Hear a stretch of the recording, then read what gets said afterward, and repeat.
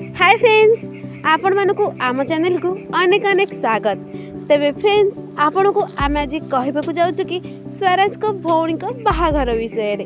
तेबे फ्रेंड्स, जानिबा पई ए वीडियोटी को शेष पर्यंत देखंतु। आ एबे जे जदि आपण माने आम चैनल को सब्सक्राइब करि नाहंती, सब्सक्राइब कर दियंतु। पाखर थिबा बेल आइकन को भी प्रेस कर दियंतु, जहा पर कि हमर प्रतिदिन नवा अपडेट जे आपण माने पाखरे पहुंची पारिबो।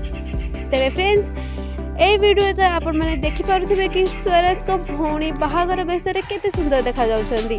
आ स्वराज मध्य बहुत हैंडसम देखा जाउछंदी। तेबे फ्रेंड्स, ये होचंदी तांको भौणी आ तांको भौणी करे गत दिन रे बाहागर होईछि। आ ये होछि तांको बाहागर रो वीडियो। भाई भौणी वीडियो रे बहुत सुंदर देखा जाउछंदी।